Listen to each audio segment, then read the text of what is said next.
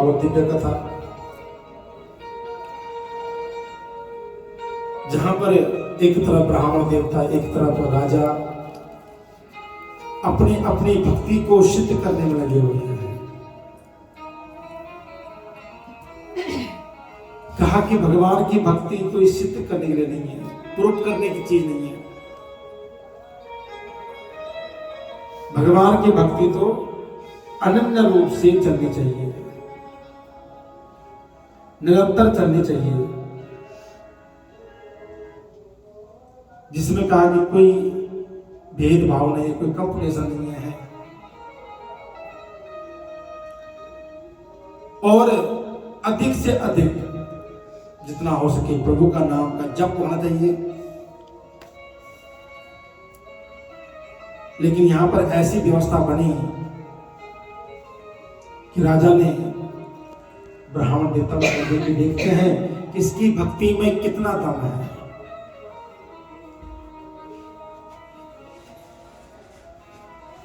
आज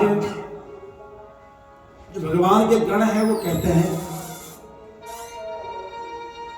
कि कदाचिद विष्णुदासोता कृत्वा नित्य विविधजा शुभ कर्मा करो तावद हत को प्यालक्षिता। कहा कि एक समय की बात है, विष्णुदास अपने श्रद्धा बंधन को करके, अपना पूजा पाठ करके, नित्य कर्म करके भगवान के भोग के लिए भोजन बनाया, पाक बनाया, और जब भगवान को भोग लगाने गया तो पीछे से जो बना हुआ भोग था वो गायब हो गया। और एक दिन गायब हुआ, फिर दूसरे दिन हो गायब हुआ, ऐसे करते करते 7 दिन बीत गए। एवं सप्तदिनं तस्या पाकं कोऽप्यहरन्नुपः तथा शविस्मया शोकं मनस्यैव विचार्यता। कहा महाराज एक दिन नहीं, ब्राह्मण 7 दिन तक भूखे रहे। अब भोजन बनाया, जब तक ठाकुर जी के लिए भोजन प्रसाद ले गए मंदिर में, भोग लगवाया, तब तो वापस आए तो भोग। आज ब्राह्मण देवता के मन में आया कि ये है कौन जो रोज मैं भोजन बनाता हूं और ये चुरा के ले जाता है, जरा मैं भी देखूं जरा आज। तो उन्होंने आज एक ठाकुर जी की थाली अलग निकाली और वह साइड में रख दी और अपने आप दरवाजे के पीछे छुप गए। कहा कि इस संसार में हर चीज में, हर वस्त्र में, हर चीज में दोष है। अगर हम कहते हैं ये वस्त्र पहनने से दोष है, भोजन सामग्री में भी दोष है, इसलिए कभी भी हो भोजन बनाएं, लेकिन भोजन बनाने के बाद उसमें तुलसी पत्ता चढ़ा करके ठाकुर जी को भोग अवश्य लगाएं। तेरा तुझको अर्पण क्या लागे मेरा। भगवान को भोग लगाए बिना भोजन नहीं करना चाहिए। कहा कि जो भी उस भोजन में दोष है वो दोष भगवान स्वीकार कर लेते हैं और वो फिर क्या बनाता है, प्रसाद बन जाता है हमारे। और प्रसाद ही पाने का आनंद ही अलग है। प्रसाद जब पाएंगे तो उसका बड़ा ही सुंदर आनंद है।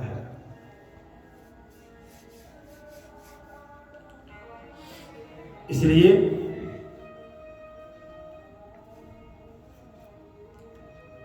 भगवान का प्रसाद जब बन जाता है तो कहा कि उसके जितने भी दोष हैं वो सब ठाकुर जी हरण कर लेते हैं। और उस प्रसाद पाने से, उस भोजन को ग्रहण करने से हमें कोई रोग, कोई कष्ट, कोई दुख, दरिद्रता नहीं आ सकती कभी भी। अब आजकल तो ठाकुर जी की ऐसी व्यवस्था बनी हुई घर में, अपना आप तो 56 भोग ठाकुर जी को मलाई रोटी लो, ठाकुर जी खा लो, हमारे खाने में तो आज प्याज पड़ा है। डाला ही क्यों भैया, प्याज पड़ा है तो डाला ही क्यों आपने? कभी कभार चलो कोई परिस्थिति ऐसी बन जाए तो अलग बात है, लेकिन पहले तो ठाकुर जी का भोग बनेंगे। तो कहा कि जो वैष्णव लोग होते हैं कभी भी भगवान को भोजन कराए बिना खुद भी भोजन नहीं करते हैं। और आज ब्राह्मण देवता दरवाजे के पीछे छुप गए और जैसे ही इधर भोजन रखा था चूल्हे पर, यहां सामने से क्या देखा कि क्षमादीन बंधनस्तम मस्तिचरमावशेषितम तमालोक्यादुजाग्रेयो भूत कृपया क्युटमानसा। महाराज एक चंडाल आकर के कहा कि चंडाल से कहा गया है श्वान को, कुत्ते के रूप में एक चंडाल आता है और उसको भोजन को उठा करके ले गया। और जब ले गया तो पीछे पीछे महाराज ब्राह्मण के तब चल पड़े कि बिलो क्या नरहरम विस्त्रा तिष्ठ तिष्ठे धावता। आवाज आ रहे महाराज को कथम सनामी तत्रोक्षम घृतमे तद ज्ञानभो। अरे प्रभु जो मैंने भोजन बनाया वो सूखा सूखा है, कुछ साथ में घी तो लेके जाओ। देखो शास्त्र का नियम है कि यज्ञ में और ब्राह्मण भोजन में, वैष्णव संत के भोजन में अगर घी ना हो तो भोजन पूर्ण माना ही नहीं जाता है। लेकिन आजकल भोजन बनता ही बिना ऑयल का है और हमारे पंजाबी मानते नहीं है। जब तक ऑयल ऊपर ना दिखे खाने के ऊपर तब तक तो भोजन भैया स्वाद ही नहीं लगता है। कोई बंदा कह रहा था पंडित जी हम जो मर्जी नाश्ता कर लें, जब तक खूब मक्खन ना पराठे और दही ना खाए ना सुबह, दिन में लगता कोई खाए नहीं आज सुबह में, चाहे जो मर्जी मिले दिन में, उसका मतलब नहीं है, लेकिन सुबह पराठे तो होने चाहिए साथ में। ये पंजाबी की शान है भैया। तो भैया आज ब्राह्मण देवता पीछे पीछे भाग रहे हैं उस चंडाल के भैया कि थोड़ा सा घी ले लीजिए साथ में, सूखा सूखा मत खाइए प्रभु। लेकिन जब पीछे भाग रहे थे तो अचानक क्या हुआ, चंडाल ने देखा पीछे में ब्राह्मण देवता भाग रहे हैं और वो बहुत तेजी से भागे। जब तेजी से भागे तो आगे तक करके गिर गए और जब गिरे तो उनके ऊपर पेरा पीताम्बर था वो ब्राह्मण गले में उनके ऊपर डाल दिया और उनको हवा लगाने लगे। और जब उनको हवा की तो ब्राह्मण देवता एकटुक होके उनको देखने लगे। क्या देखा कि पीताम्बरोजत्र बाहु श्रीवत्सानम किरीटिनम अतसी पुष्प संकासम कौस्तभोरस्थलम देवम।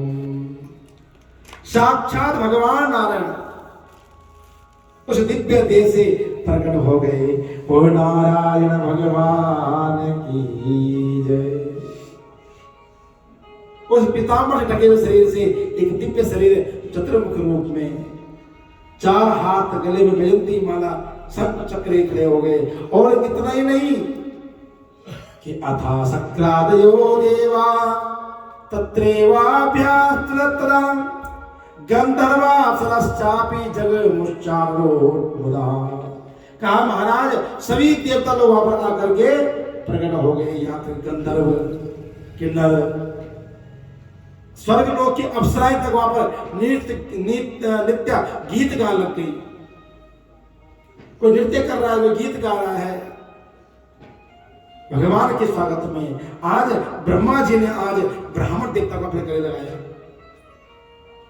भगवान नारायण ने उन्हें अपने गले लगाया। यह ब्राह्मण देवता आप धन्य हैं, आपकी भक्ति धन्य है। जब तक इस गोधरा पर आप जैसे वैष्णव और आप जैसे त्यागी और संत ब्राह्मण रहेंगे, तब तक इस गोधरा पर सदैव भक्तों का कल्याण अवश्य होगा। क्योंकि एक अच्छा गुरु, एक अच्छा ब्राह्मण, एक अच्छा संत होना जरूरी है, जो आपका मार्गदर्शन कर सके। देखो हम लोग पूजा पाठ करवाते हैं एक घर में, तो क्या ढूंढते हैं, कोई अच्छे पंडित जी हो तो उनसे करवाएंगे। देखो धोती तो दुनिया पहन रही है, कुर्ता दुनिया पहन रही है। कल राजेंद्र दास जी की कथा सुन रहा था मैं, उन्होंने एक शब्द कहा है कि देखो आजकल आडंबर बहुत पूजनीय हो गए हैं। जो मीठी मीठी बातें करेगा आपसे, चावलों से करेगा, इधर उधर घूमेगा जजमान की, लोग उसको अच्छा मानते हैं, ब्राह्मण अच्छा है। तो जिसका सब रेट बहुत सस्ता होगा, ये होता है ना।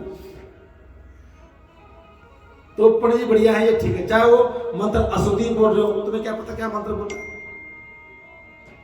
लेकिन कहा कि जो ब्राह्मण पढ़ा लिखा होगा, क्वालिफाइड होगा, तो उसे विधिवत कराएगा। जहां विधि होगी वहां तो थोड़ा खर्च ज्यादा लगेगा, क्योंकि जितनी बड़ी डिग्री भैया उस हिसाब से आदमी काम करता है। लेकिन लोग उसको नहीं ढूंढते, आजकल लोग ढूंढते हैं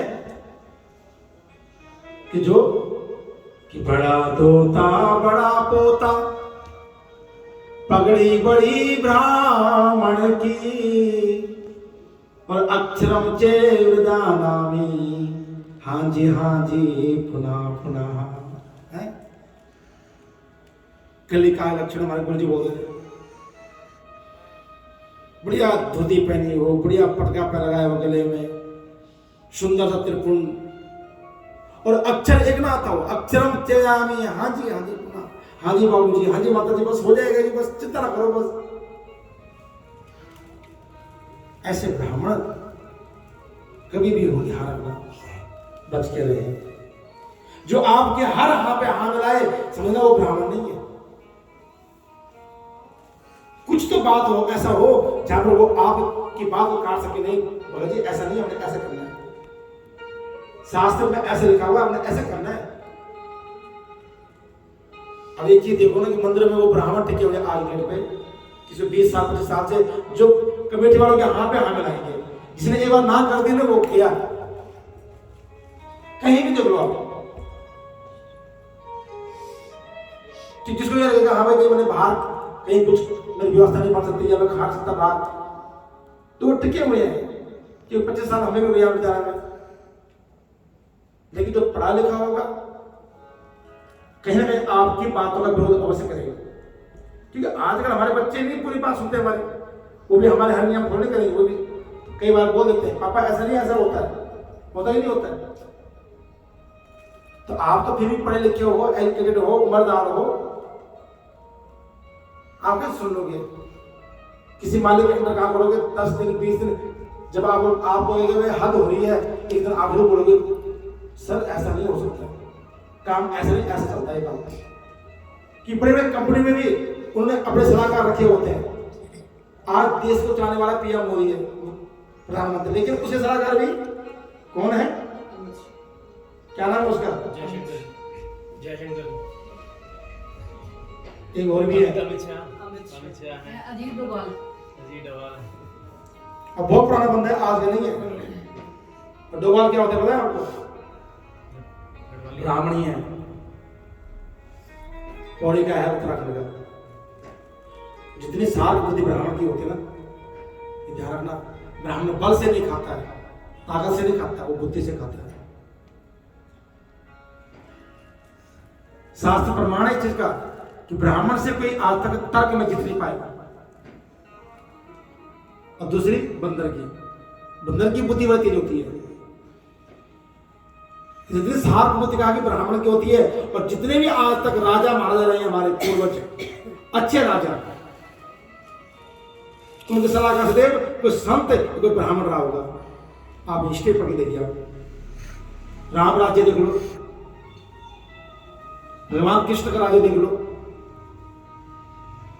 लेकिन आजकल के राजा तो ब्राह्मणों को पूछते नहीं, उन्हें जहां चाहे 2 माला मिल जाए गले में डालने के, पटका मिल रहा होगा वहीं घुस जाएंगे, चाहे वो वैसे खाना क्यों ना हो, जुआ खाना क्यों ना हो। उनके सलाहकार भी ऐसे होंगे। अब फिर कहां भी कहा कि जो आप गुरु हो, सलाहकार मतलब आप गुरु होना चाहिए, वो उच्च कोटि का हो, पढ़ा लिखा हो। पहले के टाइम पे जो मंदिर की चलती व्यवस्था वो ब्राह्मण के को चलती। जो ट्रस्टी मेंबर होते हैं वो क्या करते हैं, सेवक के रूप में होते हैं। पंडित जी कहां कैसे करना है, कौन से त्योहार में कैसे मनाना है बताइए आप। लेकिन अब ट्रस्टी उल्टा थोपते ब्राह्मण पे, ऐसा नहीं ऐसा करेंगे जी आप। तो जो पढ़ा लिखा होगा कभी भी किसी के गुलाम में नहीं रहेगा, स्वतंत्र भाव से जीवन जिएगा, लेकिन आपको अच्छा मार्गदर्शन जरूर करवाएगा। उसके मंत्रों में शुद्धता होगी, ध्यान रखना। जो सुन सुन के मंत्र याद किए हुए टीवियों से इधर उधर से, उससे मंत्र का फल भी नहीं है, ये ध्यान रखना। मैंने कहा पहले कहा है कि जो हम मंत्र जपते हैं सुन करके, उस मंत्र का फल नहीं है। कभी भी अपना एक मंत्र पकड़ लीजिए, अपने इष्ट का, अपने आराध्य का, और उसको अपने किसी गुरुमुख से एक बार जरूर पढ़वाइए और उस मंत्र को जपना शुरू कर दीजिए। और जब मंत्र जपोगे, उस मंत्र की फल कितना मिलेगा ये आपको भी नहीं पता। अब आजकल देखो हवन, पूजा पाठ सब करने लग गए, शादी ब्याह सब करने लग गए। कितना दुर्भाग्य हमारे देखो सनातन का। पहले एक ब्राह्मण था पूजा पाठ के लिए, अब तो वो जो व्हाइट ड्रेस में आते ना, क्या लड़कियां या क्या कहते हैं ब्रह्म कुमारी, हवन करवा रही है और वेद मंत्र के साथ। जिनका जो संस्कार नहीं है उसको तो वेद पढ़ने का अधिकार कहाँ है, उसको तो वेद मंत्र की दीक्षा दी जाती। पहले बात हुई है, हम लोग जब गुरुकुल में एडमिशन लेते हैं तो 6 महीने तो ऐसे रहना पड़ता है। जब उत्तरायण होगा जून में हमारा, जुलाई में हमारा एडमिशन होता है, अब फिर आते बसंत पंचमी। बड़े शास्त्री जी पूछे उनको, 6 महीने तक ऐसी थोड़ा बहुत गीता पढ़ ली, रामचरितमानस पढ़ लिया, लेकिन वेद पढ़ने के लिए हमें प्रॉपर हमारा जन्म संस्कार होता है, मुंडन होगा, 10 विधि स्नान होता है, फिर दीक्षा ली जाती है माता पिता से, अगल बगल सभी से, वो दीक्षा गुरु जी को दी जाती है ना। लेकिन आजकल तो सुनकर के 4 मंत्र पढ़ लिए, फिर लोग हवन करना शुरू कर देते हैं। कभी ना करें, अर्थ का अनर्थ रहता कई बार, पुण्य का हमें पाप का फल भोगना पड़ता है। इसलिए भगवान की भक्ति करनी है तो निरंतर, हाँ जैसे महामंत्र है अपना जपते रहिए, श्री राम जय जय राम, इस मंत्र का जप करते रहिए। जो भक्ति जो फल इसमें है वो किसी में नहीं है। लेकिन अगर शास्त्र के अनुकूल चलोगे तो उसमें कोई विधि है। कल पुंडरीक जो सुन रहा था, पुंडरीक जी जानते हो आप, कि तुम्हें पूजा नहीं करनी मत करो, हवन नहीं करना मत करो। बड़ी अच्छी लगी उनकी बात मुझे। महामंत्र नहीं जपना मत जपो, लेकिन भगवान से अपना एक रिलेशन तो बनाओ ना, एक रिश्ता तो बनाओ। सुबह उठे, नहाए धोए, ठाकुर जी जो जितना आप सेवा कर करो, ठाकुर जी को बोलते ठाकुर जी का अपने भोग तैयार है, अभी खाना तो ठीक है, मैं तो मैं जा रहा हूँ काम पे, सब व्यवस्था आप भोज पा लीजिए, मैं चला काम पे। कई बंदे घर में ऐसे लोग अकेले में भी नहीं टाइम दे पाते, ध्यान रखना घर का। फिर वापस आए तो आते ही हाथ पैर धो के उनसे हाल चाल पूछ लीजिए, कैसी व्यवस्था है आपकी, ठीक हो, कोई दिक्कत नहीं है, हमारे कोई सेवा है। उनसे ऐसी बातें कीजिए जैसे अपने घर के मेंबर से बात करते हो। हाँ, कभी आपको अपना घर खाली पड़ने लगेगा, एक व्यवस्था लगी चलेगी और बड़े सुंदर आपको मन लगेगा ठाकुर जी प्रति। हाँ भाई, घर में कोई बंदा है, मेरे ठाकुर जी विराजमान है और मैं उनसे कुछ बातें करता हूँ। लेकिन हम समझते नहीं, उनको खाली एक मूर्ति के रूप में समझते हैं। 10 मूर्तियां मत रखिए, एक मूर्ति रख लीजिए तो उनसे वो भाव रखिए, फिर क्यों नहीं होती कृपा? जरूर होगी, लेकिन हमारा भाव सुंदर होना चाहिए। इसलिए आज भगवान नारायण ने जो है ब्राह्मण देवता को अपने सिरे से लगाया तो कहा कि जब तक तुम्हारे जैसे ब्राह्मण इस भूतरा पर रहेंगे तो विश्व का कल्याण ना रहेगा।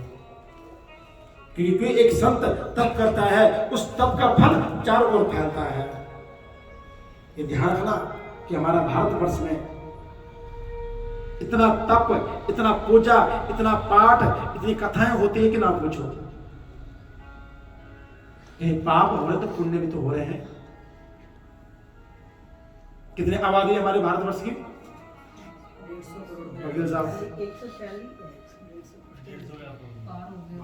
150 पार हो गई। 125 करोड़ अभी कुछ साल पहले थी, 150 करोड़ हो गई। उनमें से अगर 1 करोड़ बंदे के पूजा पाठ कर रहे होंगे, कितना फर्क देखो। कृपा ठाकुर जी, ऐसा नहीं है कि गायंती देवा किल गीत गानी, धन्य स्तुते भारत भूमि भागी। देवता लोग कहते हैं कि धन्य है वो भारत भूमि जहां पर रात दिन देवताओं का, भगवान का गायन होता है, महामंत्र गायन होता है, पूजा पाठ होती है। हम विदेश जा रहे हैं, विदेश भाग रहे, लेकिन वहां सिर्फ काम है, वर्क है। अब तो विदेशों में भी बड़ा सुंदर सुंदर मंदिर बनने लग गए। पंडित जी बहुत अच्छी होती है वहाँ पे, मेरी भांजी है, वो कह रहे हैं कि यहाँ से भी ज्यादा अच्छा वो मंदिर। मैं कह रहा हूँ कि उन लोगों ने हमारे नियम को, हमारे आचरण को, हमारे कल्चर को इतना फॉलो कर दिया है कि ना पूछो। हम लोग तो दिखावा ज्यादा करते हैं, सीधी सी बात है। हाँ, उनकी भक्ति देखिए जरा, क्या भाव है। क्योंकि उन्होंने एक ही चीज देखी, भैया परमात्मा से ऐसे मिलना है बस। गुरुपाद महाराज जी ने जो उनको सिखा दिया, उनको आज सब लोग फॉलो कर रहे हैं। और हमारे यहाँ 10 गुरु हैं, 10 मंदिर हैं, 10 स्थान हैं। जो 10 नाव में बैठता भैया वो तो डूबता ही डूबता है। एक नाव में पैर रखिए, एक नाव में बैठ के नदियां पार हो जाओ भैया, तब देखो फिर। तो आज भगवान नारायण ने विष्णुदास जी को सिरे से लगाया और उनको आशीर्वाद दिया और कहा कि अब आप मेरे विमान में बैठिए। साक्षात भगवान नारायण देखो विमान लेके आए हैं, देखो विष्णुदास जी के लिए। ऐसा नहीं, हर भक्त के लिए विमान भेजा, लेकिन पार्षदों को साथ में भेजा। लेकिन आज भगवान साक्षात खुद आए हैं। इधर से विमान निकल रहा था और उधर यज्ञ चल रहा है कि विमानवस्थितं गच्छतं विष्णु सन्निधिकं दीक्षातोलनिपितं विष्णुदास सदस्यः। इधर चोल राजा ने देखा कि महाराज यहां से विमान निकल रहा है, इस विमान में भगवान विष्णु बैठे हैं, साथ में ब्राह्मण बैठा हुआ है विष्णु। तो इसका मतलब मेरा यज्ञ, मेरा पूजा, मेरा पाठ ये सब बेकार है। आज पता लग गया है कि भगवान प्रसन्न जो है यज्ञ से नहीं हो सकते हैं, सुंदर श्रृंगार करने से नहीं। भगवान की भक्ति होती है निश्चल निष्कपट भाव से। अगर भाव से एक पत्र भी चढ़ा दिया जाए, एक पुष्प भी अर्पण किया जाए तो उसका अनंत फल है। लेकिन अगर भाव नहीं है तो चाहे आप भगवान का श्रृंगार हीरे मोती जवाहरात मणियों से कीजिए, तभी भगवान का। क्योंकि शास्त्र में कहा गया है कि जो जिसकी सामर्थ्य है उस हिसाब से पूजन करें। कल हम ये बात कर रहे थे, तुलसी ब्याह कर रहे हैं भैया, लेकिन जितनी सामर्थ्य हिसाब से करो। कहा कि एक बेटी के विवाह जैसे होता है तुलसी ब्याह भेज नहीं है, लेकिन बेटी विवाह हम बहुत खर्च करते हैं। यहाँ पंजाब में से बोल लगती है, मैं 1 करोड़ लगाऊंगा मुझे शादी में, मैं 50 पेटी लगाऊंगा, मुझे 40 पेटी। उधर सिस्टम यही है, और हमारे पानी में तो विशेष होती है पंजाब में। लेकिन भगवान के कार्य में जो है श्रद्धा और भाव जरूरी है कि भाव का भूखा हूं मैं, भाव ही सार है। भाव से जो भजे उसका बेड़ा पार है। तो आज ब्राह्मण देवता के सुंदर भाव थे, तो वो समझ आ गया राजा को आज कि मैंने अपने अहंकार के वशीभूत होकर के ब्राह्मण को नीचे दिखाने की कोशिश की, लेकिन भगवान आज रिझे तो किसके, ब्राह्मण की भक्ति से रिझे। इधर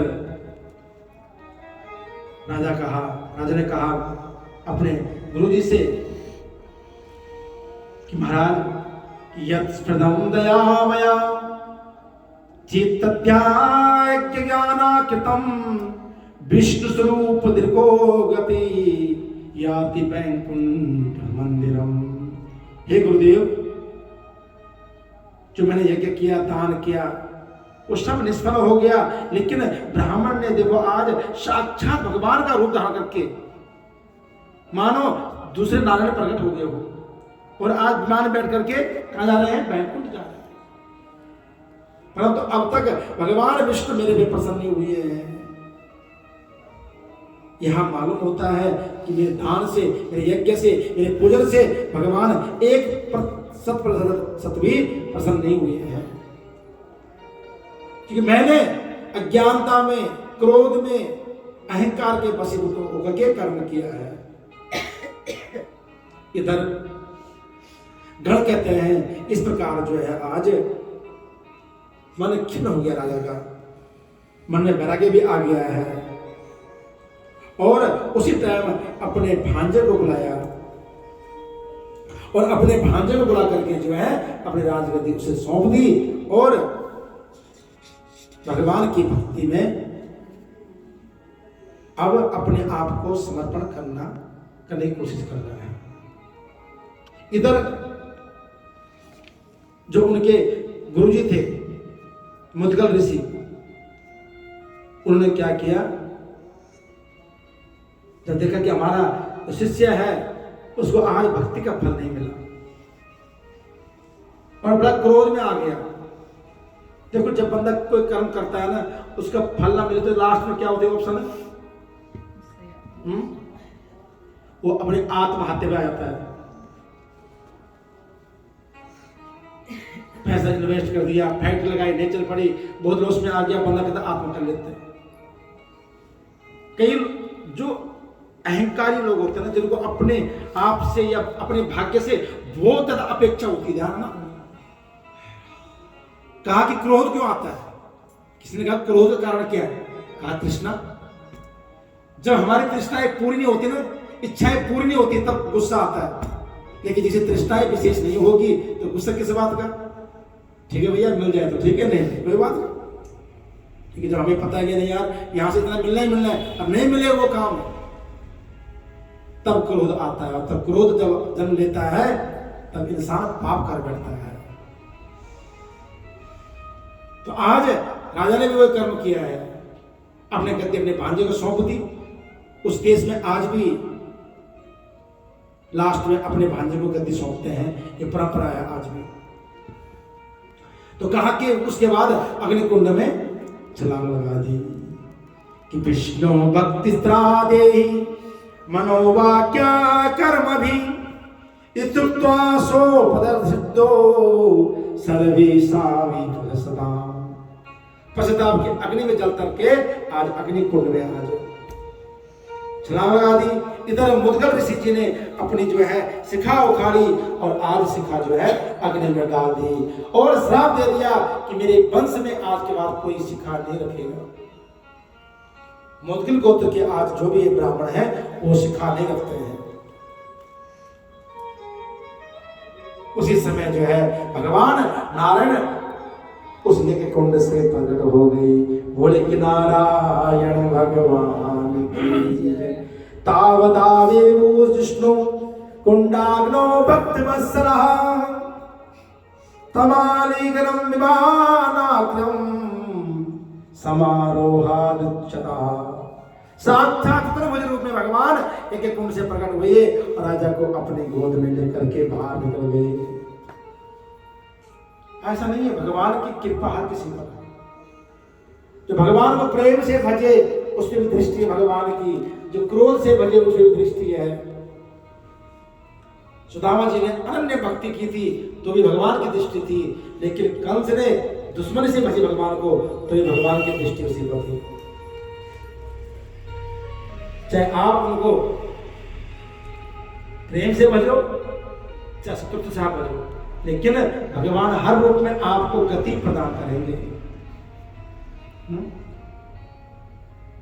मां देवकी, मां यशोदा, इन्होंने प्रेम किया ठाकुर जी से, उन्हें अपना वात्सल्य प्रदान किया, उन्हें अपना स्तन पान कराया, लेकिन वही पान किसने कराया था बताओ? जहर लगी कौन आई थी? पूतना। लेकिन जब ऊपर गई तो दोनों सबको सम्मान गति दी। किसी ने पूछा महाराज ऐसे क्यों? अरे ये तो पापनी है, दुराचारी है, ये तो आप मारने आई थी। वो कहते एक माँ के भाव जो है उसने मुझे दूध पिलाया था, पहले मैं दूध पिया और बाद में वहां से सारा खून पी गया उसका, है तो मेरी माँ ही है ना। तो भगवान कभी भेदभाव नहीं करते, ध्यान रखना। अगर हम भगवान के प्रति इतना कर्म करते हैं तो वो 10 गुना बढ़ करके उसका फल देते हैं। कहा कि जैसे किसान होता है ना, किसान अगर 1 किलो धान अगर बोता है एक खेत में तो 6 महीने बाद वही धान हमको 10 गुना बढ़ के मिलता है। अब मिलता नहीं मिलता है। ले गया था पोटली में और बाद में बोरी भर के आ रही है धान। ऐसे ही धर्म कार्य के प्रति किया हुआ दान, तप, यज्ञ, होम, ये सब अनंत गुना फल देने वाले हैं। भगवान ने आज राजा को अपनी गोदी उठा करके कुंड से बाहर निकाला, अपने सिर से लगाया, कहा राजन तुम मन दुखी मत कर, तेरे में मेरी पूर्ण दृष्टि थी, बस सिर्फ तेरा जो अहंकार था वो खत्म हो गया। बस जहां तेरा ये धन का था नहीं मैं और मेरा, वो खत्म हो गया। बस जब तूने अपने आप को समर्पण कर दिया सिद्ध यज्ञ सारा में, तो वहां से क्या है, तुम पूर्ण रूप से अब धुल चुके हो, शुद्ध हो चुके हो, बैकुंठ के योग्य हो चुके हो। और आज भगवान ने दोनों को अपने विमान में बिठाया और अपने धाम को ले गए। बोले भक्त वत्सल भगवान की जय। इधर गण कहते हैं राजन महाराज, भगवान ने विष्णुदास को पुण्यशील नामक और राजा सुशील को द्वारपाल बना दिया अपना। जो चोर राजा था उसको बनाया सुशील नामक द्वारपाल। तो पुण्यशील और सुशील ये भगवान के द्वारपाल है मुख्य रूप से। इधर संत कहते हैं कि प्रभु की जो कृपा है ना वो हमारी इच्छा से नहीं हो सकती है। हम जो मर्जी कर लें, जितना मर्जी चाह लें, ये हमें ये मिल जाए वो मिल जाए, ये हमारी भूल है। एक बात ध्यान रखना कि भगवान की पूजा करनी है, पार करनी है, लेकिन उसमें तृष्णाएं ना रखें। बस इच्छाएं उससे प्रकट नहीं करेंगे भी। हम लोग जाते हैं मंदिर में भी मत्था टेकते हैं, लेकिन वहां हमारी अर्जी लंबी होती है लिस्ट, ये हो जाए वो हो जाए, इस बार ये हो जाए उस बार वो हो जाए, लेकिन कर्म निरंतर करो, क्योंकि परमात्मा एक न एक दिन फल देगा, क्योंकि वो परिपूर्ण ब्रह्म स्वरूप माना गया है। कि तू जो चाहता है होता वही है, दाता तेरा किया सब, दाता तेरा किया सब सही है। गाओ सभी बात। तू जो चाहता है होता वही है, तू जो चाहता है होता वही है, दाता तेरा किया सब सही है, दाता तेरा किया सब सही है, सब सही है सही है सही है, सब सही है सही है सही है, दाता तेरा किया सब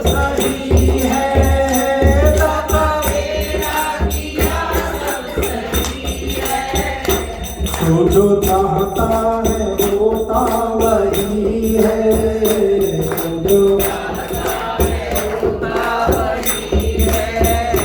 प्यारे तेरा किया सब सही है, प्यारे तेरा ऊंचा बिठाना मुबारक,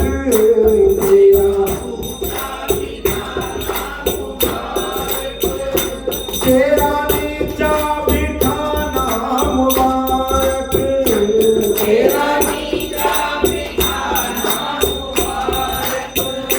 तेरी हर बात मीठी भरी है, तेरी हर बात दाता तेरा किया सब सही है, दाता तेरा किया सब सही है, प्यारे तेरा किया सब सही है, प्यारे तेरा किया सब सही है, फकीरी भी बरदान तेरा है, फकीरी भी बरदान तेरा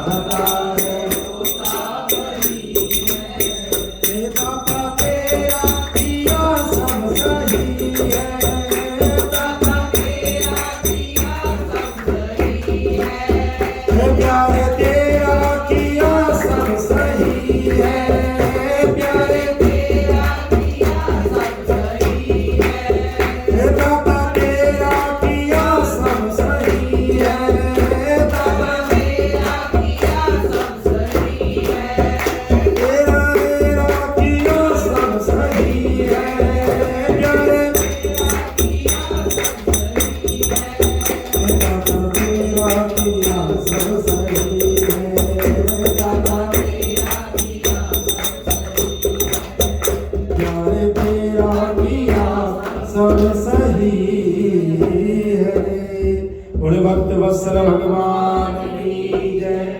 तो जो भी होता कहा कि परमात्मा की इच्छा से, उसकी इच्छा से सृष्टि बनती, उसी की इच्छा से सृष्टि समाप्त होती है। हम तुम तो सिर्फ एक निमित्त मात्र हैं, ठाकुर जी की कृपा मिल जाए वही बहुत है। तो आज कथा ये संपूर्ण करते हैं। कल गोपाष्टमी है और परसों तैयारी फुल है।